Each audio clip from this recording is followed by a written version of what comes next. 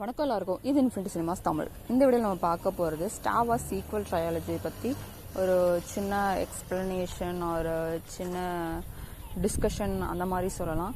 Not a review ஆக்சுவலாக. So star wars sequel trilogy last 3 வந்த படங்கள் பற்றி தான்.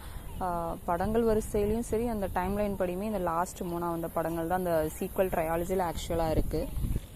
ஸோ பார்த்தீங்கன்னா 2015லேருந்து 2019 வரைக்கும் ஒரு 2 வருஷம் கேப் அந்த மாதிரி இருந்து இந்த 3 படங்களுமே வந்திருக்கு.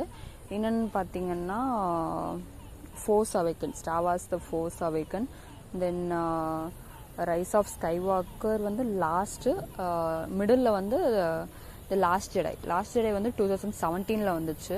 ரைஸ் ஆஃப் ஸ்கைவாக்கர் வந்து 2019 வந்த மூவி.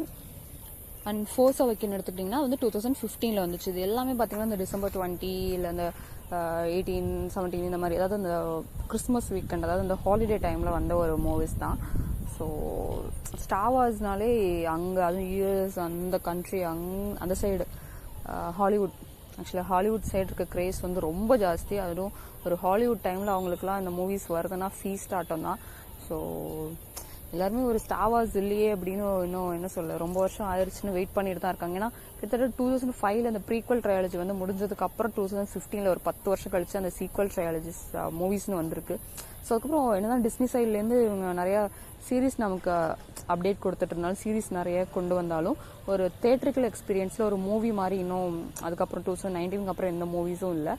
ஸோ அண்டியா இந்த சீக்வல் ட்ரையாலஜி வந்து கொஞ்சம் ஒரு நிறையவே ஹேட் சம்பாதிச்சதுன்னு சொல்லலாம். நிறைய பேர் டிஸ்னி மேலேயும் ரொம்ப காண்டாயிட்டாங்க. பட் என்ன ஆக்சுவலாக இந்த ப்ரீக்வல் அண்ட் ஒரிஜினல் ட்ரையாலஜிலும் சில மிஸ்டேக்ஸ் இருக்க தான் செய்யும். பட் சீக்வல் மேலே எல்லாம் ரொம்ப எக்ஸ்பெக்டேஷன் வச்சுட்டாங்களா என்னன்னு தெரியல. நிறைய பேர் ரொம்பவே காண்டாயிட்டாங்க. அவங்க எதிர்பார்த்த ஒரு ஸ்டார் வார்ஸ் அது இல்லை அப்படின்னு எல்லாருக்குமே ஒரு பெரிய டிசப்பாயின்மெண்ட் இருந்துச்சு சொல்லப்போனால். அண்ட் ஆல்ரெடி நீங்கள் இவ்வளோ நேரம் கேட்டிருக்கீங்கன்னா சாரி ஃப்ரம் மை சைடு. இங்கே கொஞ்சம் மைக் வந்து இன்னைக்கு கொஞ்சம் ப்ராப்ளம் ஆயிருச்சு. ஸோ நான் நார்மலாக தான் ரெக்கார்ட் பண்ணிகிட்ருக்கேன்.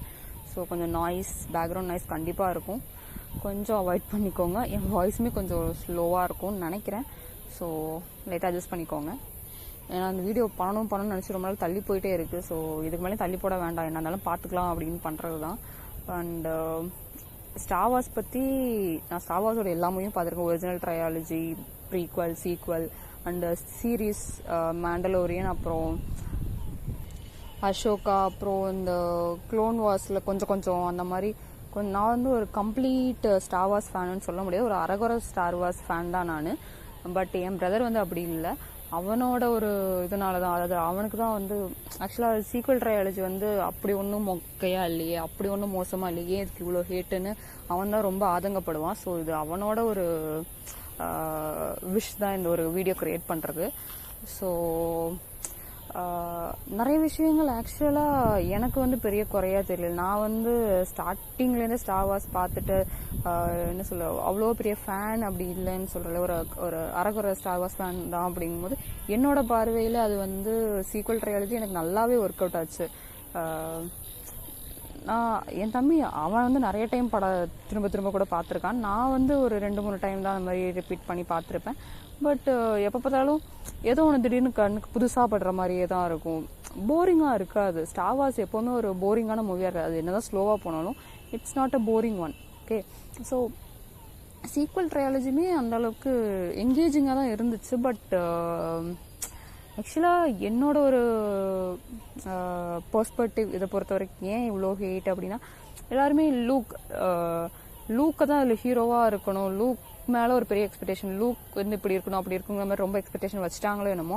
ஸோ இல்லை, பட் ஃபோக்கஸ் இல்லாமல் ரே மேலே இருக்கவும் அண்ட் இதில் இந்த ஆக்சுவலாக இப்போ இந்த ஹாலிவுட்ல எந்த ஒரு ப்ராப்ளம் போயிட்டு இருக்கு இல்லையா, இந்த செக்ஸிஸ்ட் கமெண்ட்ஸ், அதாவது அது எப்படி ஒரு பொண்ணை இவ்வளோதான் காமிக்கலான்னு அதனால ஒரு மூவியை குறை சொல்லி பேசுகிறாங்க. இப்போ மார்வல்ஸ் கூட அப்படி தானே நடந்துச்சு. ஸோ இதுக்குமே அதுதான் ரீசன் அப்படின்னு அந்த ஒரு காரணங்களும் நிறைய அங்கே உழவுச்சு. இன்னுமே என்ன சொல்ல, ரேவை எப்படி நீங்கள் அவ்வளோ பவர்ஃபுல்லாக காட்டலாம், சம்மந்தமே இல்லாமல் ஒருத்தர் அதாவது ஷீஸ் அ ஸ்ட்ராங்லர் இல்லை அவங்க ஏதோ சொல்லுவாங்க, ஸ்கேவெஞ்சர், அதாவது ஒன்றுமே இல்லை, ஷீஸ் நத்திங் அப்படிங்கிற மாதிரியான பர்சன். அவங்க எப்படி ஒரு ஸ்கை வாக்கர், ஒரு ஜெடாயா ஆகலாம் அப்படிங்கிற ஒரு இது கூட நிறைய பேருக்கு அக்செப்ட் பண்ணிக்க முடியாத ஃபேக்டாக இருந்துச்சு. அப்படின்னும் சில ரிவ்யூஸ் அண்ட் கமெண்ட்ஸில் பார்க்க முடிஞ்சுது. அண்ட் ஆக்சுவலாக அந்த ட்ரையாலஜிஸ் முடியும் போது, அதாவது அந்த முடிகிற அந்த ஒரு லாஸ்ட் சீனில் அந்த ட்ரையாலஜி எந்த பர்பஸ்க்காக எடுத்தாங்களோ அது அந்த லாஸ்ட் சீன் கண்டிப்பாக அவ்வளோ ஸ்ட்ராங்காக உணர்த்திட்டு போகும்.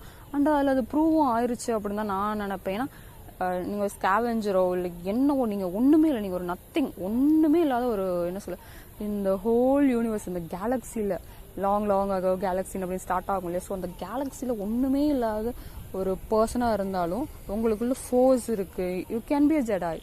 நீங்கள் ஒரு ஜெடாய், நீங்கள் இந்த கேலக்சியே காப்பாற்றலாம். ஸோ ஒன்றுமே இல்லாத ஒரு பர்சன் இந்த கேலக்சிக்கே ஒரு பெரிய ஹீரோவாக மாறலாம் அப்படின்னு ஒரு நம்பிக்கை, ஒரு ஹோப் தான். சொல்லப்போனால் இந்த ஒரு ட்ரையாலஜியே வந்து ஹோப்பை பேஸ் பண்ண மாதிரியான ஒரு ட்ரையாலஜிங்கிறது என்னோட ஒரு ஒப்பீனியன். அண்ட் நமக்கு தெரியும் ஸ்டார் வார்ஸ் வந்து ஒரு சைஃபை ஃபுல்லாக என்ன சொல்ல, நிறைய ஃபேண்டசி, சைஃபையால அந்த ஃபேண்டசி.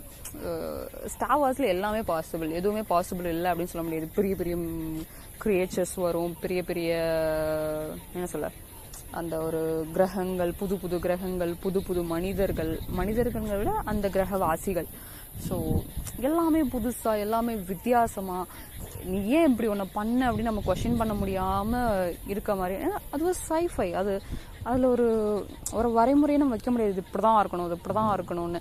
பட் சீக்வல்ஸை பொறுத்த வரைக்கும் இது ஏன் இப்படி இல்லை, இது ஏன் இப்படி இல்லைன்னு ஃபேன்ஸுக்கு இருந்த ஒரு இதுதான் இதுக்கு இவ்வளோ ஹேட்டை கொண்டு வந்துருச்சுன்னு நான் நினைக்கிறேன்.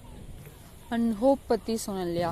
ஸோ எனக்கு வந்து ஸ்டார் வார்ஸ் அந்த ஒரு 3 படத்தையும் ஒன்றா பார்த்துட்டு கடைசியாக அந்த ஒரு பையன் வந்து அந்த ஒரு மோதிரத்தை மாட்டிட்டு அங்கே ஒரு ஸ்டார் அப்படியே போகும்போது வந்துட்டு அதை பார்த்து அப்படியே அங்கே சிரிக்கிறப்போ நமக்குமே ஒரு ஹோப் எங்கே இருந்தோ வந்துடும். என்ன சொல்ல, மோர் தேன் ஒரு ஸ்டார் வார்ஸ், நம்ம என்ன சொல்ல, அந்த ஒரு ஸ்டார் வார்ஸ் அந்த ஒரு வேர்ல்டுக்காக பார்க்குறவங்க தாண்டி எமோஷ்னலாகவும் ஒரு மாதிரி கனெக்ட் ஆச்சு இந்த மூவிஸ்லாம் அப்படின்னு தான் சொல்லணும். ஏன்னா சம்வாட் நம்மளையும் ஒரு ஹீரோ மாதிரி ஃபீல் பண்ண வச்சிருச்சு அப்படி தான் சொல்லணும். அதுவும் ரேவெல்லாம் தான் சொல்கிறேன், ஒன்றுமே இல்லாத பர்சன் இப்படி இவங்க இதானாங்க அப்படின்னு எல்லாரும் கொஸ்டின் பண்ணும்போது இந்த ஒன்றுமே இல்லாத ஒரு பர்சன் இவ்வளோதான் வந்திருக்காங்க அப்படிங்கிறது ஒரு மாதிரி ஹோப் தர விஷயம் தான் இல்லை. அண்ட் கேரக்டர் டெவலப்மெண்ட்டை பொறுத்த வரைக்குமே வந்து கொஞ்சம் நிறைய குறை சொன்னாங்க. ரேயோட கேரக்டராக இருக்கட்டும், இல்லை நம்மளோட கைலோட கேரக்டராக இருக்கட்டும், அதாவது பென். பட் கைலோங்கிற பேர் தான் ரொம்ப ஆழமாக பதிஞ்சிருக்கு அப்படின்னு கூட சொல்லலாம். ஸோ தென் ஃபின், அப்புறம் அந்த ட்ராய்ட்ஸுக்கு இருந்த இம்பார்ட்டன்ஸ் கூட எனக்குலாம் ரொம்ப பிடிச்சதான் இருந்துச்சு, நல்லாவே தான் இருந்துச்சு. C-3POக்கு எந்த மாதிரி ஒரு இம்பார்ட்டன்ஸ் இருந்துச்சோ அதுக்கு தான் BB-8க்கும் இருந்ததா எனக்கு ஒரு ஃபீல். ஸோ எதையும் இதாக விட்டுட்டாங்க, சும்மா மொக்கையாக கொண்டாந்து காமிச்சிருக்காங்க, ஏதோ எழுதணும்னு எழுதி வச்சுருக்காங்க அப்படிங்கிற மாதிரி. ப்ளஸ் கேரக்டர்ஸே ஸ்பாயில் பண்ணிட்டாங்க அப்படின்னும் நிறைய கமெண்ட்ஸ் இதுக்கு உண்டு. அதாவது இந்த ஹேட் வந்தது காரணங்களில் ஆக்சுவலாக சொல்லப்போனால் ஹக்ஸ் இருப்பார், நம்ம ஜென்ரல் ஹக்ஸு. ஸோ அவர் கேரக்டருக்கு சொன்னலாம் அது கொஞ்சம் ஒரு மாதிரி ஒத்துக்கலான்னு வச்சுக்கோங்களேன். ஏன்னா அந்த ஒரு ஸ்டார்டிங்லலாம் அந்த மனுஷன் பேசும்போது நமக்கே புல்லரிக்கும், என்ன ஒரு வீரமாக மனுஷன் பேசிகிட்டு இருக்காரு அப்படின்ட்டு. அப்படி பேசிகிட்டு இருக்க மனுஷனை கடைசியில் வந்து ஒன்றுமே இல்லாத மாதிரி சும்மா என்ன சொல்ல, மூஞ்ச கூட பக்கம் அப்படியே பின்னால் வந்து சும்மா சாதாரணமாக எனக்குலாம் சுடுறதெல்லாம் மேட்ரே இல்லை, ஒலிம்பிக்கில் ஒரு சுட்டர் வச்சு நம்ம நிறைய மீன் போட்டுட்டு இருந்தோம் இல்லையா. ஸோ அந்த மாதிரி சும்மா நானும் கேஷுவலாக சுட்டேன் அப்படிங்கிற மாதிரி கேஷுவலாக சுட்டு தள்ளிட்டு போயிட்டு இருந்தாங்க. என்னடா அது அவ்வளோ பெரிய ஜென்ரல், என்னடா எப்படி கொண்டுட்டீங்க அப்படிங்கிற மாதிரி இருந்துச்சு தான். பட் கொஞ்சம் நம்ம டீப்பாக யோசிச்சு பார்த்தாலும் அந்த மனுஷன் எழுதியிருக்க கேரக்டர் வந்து நம்ம அந்த மனுஷன் கேரக்டரே நம்ம சொல்லப்போனால் கொஞ்சம் ப்ராப்பராக புரிஞ்சுக்க முடியாது அப்படிங்கிற மாதிரி தான் இருந்துச்சு. ஏன்னு பார்த்தீங்கன்னா என்ன சொல்ல, எனக்கு வந்து கைலோ தோக்கணும், ஸோ நான் வந்து ரிப்பப்ளிக்கு உளவாளியாக இருந்துக்கிறேன் அப்படிங்கிற மாதிரி அந்த மனுஷன் சொல்லுவார். பட் கைலோ தோத்தா இவங்களும் தானே தோற்றுருவாங்க. அதாவது அவரோட லாஜிக் எங்கே போச்சு, அவரோட திங்கிங் எங்கே போச்சுன்னு நமக்கே அந்த கொஸ்டின் வந்துடும். பட் நம்மளங்கிறத விட நமக்கு தெரிஞ்ச சிலர் இப்படி தான் இருப்பாங்க இல்லையா. அவங்களே தோத்தாலும் சரி, அவங்களுக்கு பிடிச்சவங்க ஜெயிக்கக்கூடாது, அவங்களுக்கு பிடிக்காதவங்க ஜெயிக்கவே கூடாது. நான் தோத்தாலும் பரவாயில்ல, நான் தோத்துக்கிறேன், ஆனால் நீ ஜெயிக்கவே கூடாதுன்னு இருப்பாங்களே. ஸோ அந்த மாதிரி நம்ம ஹியூமன்ஸ்குள்ளே காமனாக இருக்க ஒரு கேரக்டர் தான். ஸோ நம்ம ஒரு மூவியில் ஒரு கேரக்டராக பார்க்கும்போது ஒரு ஃபெயிலான கேரக்டர் மாதிரி தோணும். பட் கொஞ்சம் டீப் டவுனாக யோசிச்சோன்னா நம்ம லைஃப்பில் ஃபேஸ் பண்ணுற மாதிரியான ஒரு கேரக்டர் தான். ஸோ அதையும் ஒரு பெரிய குறைங்கிற மாதிரி சொல்கிறது எனக்கு சரியாக படலை. அதே மாதிரி ரேவாக இருக்கட்டும், கைலோட ரைட்டிங்காக இருக்கட்டும், எல்லாமே நல்லா தான் இருந்துச்சு. அதில் என்ன பெருசாக குறை சொல்ல முடியாது. நான் ஆல்ரெடி சொன்ன மாதிரி தான், எப்படி ஒரு பொண்ணு ஒன்றுமே இல்லாத ஒரு பர்சன் நீங்கள் கொண்டாந்து ஜடாயனை கொண்டாந்து நிறுத்துவீங்க அப்படின்னு எல்லாம் கொஸ்டின் கேட்ட தான். அதுதான் கேரக்டராக ஒன்றுமே இல்லாத ஒரு பர்சன் ஒரு ஜடாயா ட்ரெயின் பண்ணி, நம்ம லூக் மட்டும் என்ன சொல்ல பெரிய ஜடாய், அவரும் ஸ்டார்டிங்கில் ஒன்றுமே தெரியாத கத்துக்குட்டி மாதிரி தான் இருந்தார். நம்ம யோடாவும் சரி ஓபிவானும் சரி எவ்வளோ எஃபர்ட்ஸ் அவங்களும் போட்டிருப்பாங்க. அண்ட் அவங்களோட எஃபர்ட்ஸ் அண்ட் இவரோட ட்ரைனிங் எல்லாத்து மூலிமா தானே அவர் வந்து ஒரு நல்ல ஜடாயாக மாறினார். அண்ட் ரே விஷயத்தில் மட்டும் ஏன் இதெல்லாம் எல்லாராலையும் அக்செப்ட் பண்ணிக்க முடியலங்கிறது ஒரு கேள்விக்குறியான விஷயம்தான். அண்டு பென்னை பொறுத்த வரைக்கும் என்ன சொல்ல, அவர் வந்து எப்போவுமே ஒரு மாதிரி தனிமையை ஃபீல் பண்ணிட்டு லோன்லியாக அவர் டார்க் சைடுக்கு வந்திருக்கணுங்கிற ஒரு இதே இருந்திருக்காது. மேபி அவருக்கு ஒரு நல்ல சைல்ட்ஹுட் எல்லாமே இருந்துருச்சுன்னா, அவர் ஒரு மாதிரி என்ன சொல்ல, அவர் எல்லாருமே டிசப்பாயிண்ட் பண்ணிட்டாங்க, எல்லாருமே அவரை ஃபெயில் பண்ணிட்டாங்க அப்படின்னு தான் சொல்லணும். ஸோ கடைசி வரைக்குமே என்ன சொல்ல, அவருக்கு வந்து அவங்க அம்மாவை ரொம்ப பிடிக்கும்.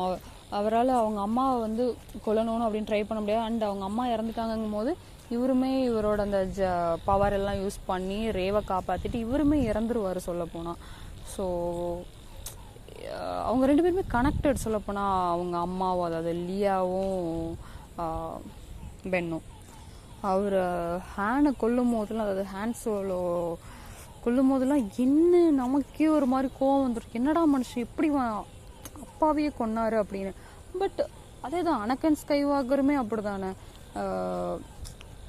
கிட்டத்தட்ட அந்த ஒரு டார்க் சைடு போனதுக்கப்புறம் தேர் லைக் தட் ஒன்லி. அவங்களோட கேரக்டர் அப்படி தான் மாறும், டார்க் சைடுக்கு அவங்க போயிட்டாங்க. ஹேனை கொல்லும் போதெல்லாம் அவர் வந்து கம்ப்ளீட்டாக அந்த ஈவில் சைடில் இருந்துட்டு இருப்பார். பட் அதே லியாவை கொல்ல அவருக்கு ஒரு சான்ஸ் கிடைக்கும் போதெல்லாம் ஹீஸ் நாட் தட் கம்ப்ளீட் கைலோரன். அவருக்குள்ள அந்த ஒரு சேஞ்சஸ் வந்துடும். அந்த பென் எங்கேருந்தோ புதஞ்சு போல அவருக்குள்ளே புதஞ்சு போயிருந்த அந்த பென் வெளில வந்திருப்பார். அண்ட் கடைசியாக மிச்சம் இருந்தது அந்த பென் மட்டும்தான். அந்த பென் தான் வந்து அவரோட பவர்ஸ், அந்த ஜடாய் பவர்ஸ், அவர்கிட்ட மிச்சம் இருந்த எல்லா ஃபோர்ஸையும் யூஸ் பண்ணி ரேவை உயிரோட திரும்ப கொண்டு வந்துட்டு அவரும் லியாவும் அப்படி ஃபோர்ஸாக கலந்துருவாங்க. ஸோ தன்னோட அப்பாவை கொல்ற அளவுக்கு ஈவலாக அந்த சித்தோட சைடில் டார்க் சைடில் அவ்வளோதான் இருந்த ஒரு மனுஷன் கடைசியில் இன்னொருத்தவங்களை திரும்ப உயிருக்கு கொண்டு வந்து ஃபோர்ஸாக கலந்துருவார். அண்ட் அவரோட அந்த ஆக்சுவல் ஸ்கைவாக்கர் அந்த இதுவுமே முடிஞ்சிரும் சொல்லப்போனால். அந்த ஜடாய் அந்த என்ன சொல்ல, நம்ம ஸ்கைவாக்கர்ஸ் தான் இல்லையா, அனக்கனில் ஸ்டார்ட் ஆன அந்த ஸ்கைவாக்கர் அந்த ஒரு சாகாவே அவரோட முடியுதுன்னு சொல்லலாம். ஸோ அவரோட கேரக்டருமே சரி, ப்ளஸ் ரேக்கும் அவருக்குமான பாண்டு வந்து என்ன சொல்ல, ரைஸ் ஆஃப் ஸ்கைவாக்கரில் நல்லாவே காமிச்சிருப்பாங்க. அவங்க ரெண்டு பேருக்குள்ள அப்படி ஒரு நல்ல கெமிஸ்ட்ரி இருந்துச்சு. சொல்லப்போனால் கேஸ்டிங் அவங்க ரெண்டு பேரையும் பண்ணது நிஜமாக ஒரு பர்ஃபெக்டான விஷயம் தான் இந்த ட்ரையாலஜிக்கு அப்படின்னு சொல்லலாம். But people will differ. ஆக்சுவலாக டெய்ஸி ரிட்லி வந்து நிறைய பேருக்கு ஒர்க் அவுட் ஆகலைங்கிற மாதிரி தான் சொன்னாங்க. But they are good. அவங்களுக்குள்ள அந்த கெமிஸ்ட்ரி, அவங்க அந்த ரோல்ஸை ப்ளே பண்ண விதம், செப்பரேட்டாகவும் சரி மொத்தமாகவும் சரி, அதாவது அவங்க ரெண்டு பேருக்குள்ள இருக்க சீன்ஸும் சரி அவ்வளோ நல்லா ப்ளே பண்ணியிருந்தாங்க, குறை சொல்கிறதுக்கே இல்லை. அதுவும் டெய்ஸி ரிட்லிலாம் எனக்கு என்ன சொல்ல, ஸ்டார் வார்ஸ் பார்த்து முடிச்சு கொஞ்ச நாள் வரைக்கும் ரேனா எனக்கு டெய்ஸியை தான் தோணும். அதாவது அவங்களோட அடுத்த சில மூவிஸ் பார்க்குற வரைக்குமே ஒரு ஃபர்ஸ்ட் டக்குன்னு பார்க்கும்போது ரேல அப்படின்னு தான் நமக்கு தோணுமே ஒழிய அவங்க டெய்ஸிங்கிறது தோணாது. ஸோ அவங்க ரேவா தான் வாழ்ந்திருக்காங்க அந்த ஸ்டார் வார்ஸ் ட்ரையாலஜி ஃபுல்லாக. அண்ட் அதே மாதிரி அனதர் இம்பார்ட்டன்ட் கேரக்டர் அப்படின்னு பார்த்தீங்கன்னா ஃபின். ஸோ ஃபின் வந்து ஒரு ஸ்டார்ம் ட்ரூப்பராக இருந்துட்டு கடைசியில் ரிப்பப்ளிக் இந்த ரெசிஸ்டன்ஸ்க்காக உயிரையே கொடுக்குற அளவுக்கு ஒரு கடைசியில் அவரும் ஒரு ஜென்ரல் மாதிரி மாறிடுவார்னு வச்சுக்கோங்களேன். ஸோ பட் உயிரையே கொடுக்குற அளவுக்கு இந்த ரெசிஸ்டன்ஸ்க்காக உயிரை கொடுக்குற அளவுக்கு மாறுவார். அந்த ஒரு பற்று எல்லாமே வந்துடும். ஸோ அவரோட கேரக்டர் யாருக்குமே சரி, அவர் ரேக்காக தான் ரெசிஸ்டன்ஸ் கூட வந்து இருக்கவே செய்வார். பட் ஒரு பாயிண்டில் ரோஸ் வந்து இதாகும் போது, ரோஸை பற்றி ஆக்சுவலாக பேசணும். ஸோ ரோஸ் வரும்போது ஒரு சேஞ்ச், அவங்க இந்த ரெசிஸ்டன்ஸ்க்காக அவங்க இந்த ரிப்பப்ளிக்காக எவ்வளோ இது பண்ணுறாங்க அப்படின்னு அவருக்கு அது புரியும் போது அவருமே ஒரு லைஃப்பை சாக்ரிஃபைஸ் பண்ணுற அளவுக்கு மாறுவார். ஸோ அந்த ரெசிஸ்டன்ஸ் ரிபப்ளிக் அந்த ஒரு இந்த டார்க் சைட்லேருந்து அவங்க விடுதலை ஆகணும்னு நினைக்கிற அந்த ஒரு மோட்டோ எல்லாமே, அந்த ஹோப் எல்லாமே நமக்கு ஃபின் மூலியமாக ரொம்ப ஈஸியாக கனெக்ட் பண்ண வச்சுருப்பாங்க. And yeah, stamp trooper to ஒரு ஜென்ரல், ரெசிஸ்டன்ஸோட ஜென்ரல் போவோட நம்பகமான ஒரு பர்சனாக ஃபின் மாறுறாரு. ஸோ அந்த கேரக்டர் டெவலப்மெண்ட்டில் என்ன பெருசாக குறை சொல்ல வேண்டியிருக்கு அப்படின்னு தான் எனக்கு தோணுது. அண்ட் நம்ம போவை பற்றி பேசலண்ணா எப்படி. ஸோ போ வந்து கிட்டத்தட்ட ஒரு ஸ்மக்லர்னு நமக்கு கொஞ்சம் மிடில் தான் தெரியும். ஸோ என்ன சொல்ல, நம்ம போ வந்து ஒருத்தர் என்னடா கொஞ்சம் லீடர் மாதிரி கொஞ்சம் ரெக்லஸாக சுற்றிட்டு இருக்காரு அப்படின்னு தான் நம்ம யோசிச்சுட்டு இருந்திருப்போம். பட் அவர் வந்து அவரை பற்றி அவர் ஸ்மக்லர், அவருக்கு இப்படி ஒரு பாஸ்ட் இருந்திருக்கும் நம்ம யோசிச்சிருக்க மாட்டோம். ஸோ அந்த மாதிரியான ஒரு பர்சனாக இருந்துட்டு போவுமே கடைசியில் லியாவோட பிளேஸ் எடுத்துப்பார். கடைசியாக அவரே சொல்லுவார், ஐ எம் நாட் லியான்ட்டு, நான் ஒன்றும் லியா இல்லை, லியா மாதிரி டிசிஷன் எடுக்கிறதுக்குன்னு. பட் கடைசியில் லியாவோட பொசிஷனுக்கே வர அளவுக்கு அவரோட கேரக்டர்லேயும் அவ்வளோ டெவலப்மெண்ட் இருக்கும். தென் சொன்னேன் இல்லையா ரோஸ் பற்றி பேசணுன்னு. ரோஸ் வந்து இவங்க மூணு பேர் அளவுக்கு, அதாவது இவங்க 4 பேர் அளவுக்கு அவ்வளோ இம்பார்ட்டன்ட் கேரக்டர் அதில் இல்லை அப்படிங்கிற மாதிரி இருந்தாலும், அது இவங்க 4 பேர் தான் முக்கியமாக அந்த கதைகளை நகர்த்தி போகிறவங்கனாலும், ரோஸ் வந்து அங்கே இல்லைன்னா கதை அதுக்கப்புறம் மூவே ஆகிருக்காது. ஸோ ரோஸ்க்கு அப்படி ஒரு இம்பார்ட்டன்ட் இருந்துச்சு. அந்த ஒரு என்ன சொல்ல, அந்த ஒரு குறிப்பிட்ட டைம் அவங்க வந்துட்டு போகிற அந்த குறிப்பிட்ட டைம்லையும் ரோஸோட கேரக்டர் கதையை நகர்த்தி கொண்டு போக இந்த அளவுக்கு ஒரு வைட்டல் ரோலை ப்ளே பண்ணுச்சு. அண்ட் லியா சிக்காக இருந்தப்போ, இவங்க தப்பிச்சு போக ட்ரை பண்ணிட்டு இருந்தப்போ ஒரு பர்சன் வந்து இன்சார்ஜாக இருப்பாங்க. அவங்க பேரை டக்குன்னு இப்போ ஞாபகம் வர மாட்டேங்குது. அண்ட் அந்த பர்சனுமே அவங்கள சொல்ல போனால் காமிச்சதே ஒரு அரை மணி நேரம் கூட முழுசாக காமிச்சிருக்க மாட்டாங்க. அரை மணி நேரம் முழுசானா அந்தளவுக்கு கூட ஒரு ஸ்க்ரீன் ஸ்பேஸ், அவ்வளோ ஸ்க்ரீன் ஸ்பேஸ்ன்னு சொல்ல முடியாது. வந்து அந்த கொஞ்ச நேரத்தில் அவங்க அந்த கதையை கொண்டு போக, அவங்க என்ன சொல்ல, அந்த ஒரு லீடராக அவங்களுக்கு கொடுத்த அந்த ஒரு இம்பார்ட்டன்ஸ், அவங்க அந்த ஒரு குட்டி டைம்லேயும் அவங்க மனசுக்குள்ளே நிற்கிற அளவுக்கு ஒரு இதை இம்பேக்ட் கொடுத்துருக்காங்கன்னா, சின்ன சின்ன கேரக்டர்ஸ்க்குமே ஒரு இம்பேக்ட் கொடுத்து எல்லாருக்குமே கேரக்டர் ஆர்க் வந்து அவ்வளோ நல்லா இருந்துச்சு, டெவலப்மெண்ட் நல்லா இருந்துச்சு. அந்த ஸ்பேஸ் எவ்வளோ ஈக்குவலாக கொடுக்க முடியுமோ அவ்வளோ ஈக்குவலாக கொடுத்துருந்தாங்க. ஸோ என்னை பொறுத்த வரைக்கும் கேரக்டர்ஸ் வந்து ரொம்ப நல்லா எழுதியிருக்காங்கன்னு அப்படி தான் சொல்லணும். அந்த குட்டி பையன் கடைசியாக அவனை நடுவில் ஒரு இடத்துல காமிச்சிட்டு கடைசியாக அவன் வந்து அந்த மோதிரத்தை சும்மா இப்படி பார்த்துட்டு வானத்தை பார்க்கும்போது நமக்கே ஒரு ஹோப் வரும். அவன்லாம் என்ன ஒரு 5 நிமிஷம் கூட முழுசாக வந்திருக்க மாட்டான். அவன் நமக்கு கடைசி கொடுக்குற இம்பேக்ட். ஸோ எல்லா கேரக்டர்ஸுமே அந்த இம்பேக்ட் அவ்வளோ நல்லா கொடுத்துட்டு போனாங்க. டார்க் சைடில் வந்தவங்களா இருந்தாலும் சரி, இங்கே வந்தவங்களா இருந்தாலும் சரி, அதாவது நம்மளோட ஜெடாய், இந்த ஃபோர்ஸ் ரெசிஸ்டன்ஸ் சைடில் வந்தவங்களா இருந்தாலும் சரி, எல்லாருக்குமே ஒரு நல்ல இம்பேக்ட் இருந்துச்சு. எல்லாருமே ஈக்குவல் இம்பார்ட்டன்ஸ் இருந்துச்சு. கேரக்டர் ஆர்க் நல்லாவே இருந்துச்சு. குறை சொல்லணும்னா தேடி கண்டுபிடிச்சி சொல்லலாங்கிற மாதிரியான ஒரு விஷயம் தானே ஒழிய, நார்மல் ஒரு ஆடியன்ஸ், நார்மலான ஒரு ஸ்டார் வார்ஸ் ஃபேனா எனக்கு எல்லாருமே ஓகே, எல்லாரோட இதுவுமே நல்லா தான் இருக்குது அப்படிங்கிற ஒரு ஃபீல் தான் இருந்துச்சு. அண்டு ஆக்சுவலி நிறைய நாய்ஸ் இருக்குதுன்னு நினைக்கிறேன். ஸோ இதோட பார்ட் 2 வந்து நம்ம இன்னொரு நாள் மைக்கெலாம் ரெடி பண்ணிட்டு இன்னும் கொஞ்சம் நல்லாவே பேசலாம். ஸோ ஆஸ் ஆஃப் நவ் இதோட ஸ்டாப் பண்ணிக்கலாம். இன்னும் நம்ம பேச வேண்டியது நிறைய இருக்குது. இவ்வளோ தூரம் பார்த்ததுக்கு தேங்க்ஸ் ஃபார் வாட்சிங். அண்டு கண்டிப்பாக கொஞ்சம் வாய்ஸ்லாம் லோவாக தான் இருந்திருக்கும். ஸோ உங்களுக்கு ஏதாவது நீங்கள் சொல்ல வேண்டியது ஏதாவது இருக்குது, இல்லை நீ சொன்னது வந்து நான் அக்ரி பண்ணிக்கல, நான் டிஃபர் ஆகிறேன்னா கண்டிப்பாக இப்போ சொல்லுங்கள். We'll have a good conversation and என்ன சொல்ல, டிஸ்கஸ் பண்ணுவோம். அண்ட்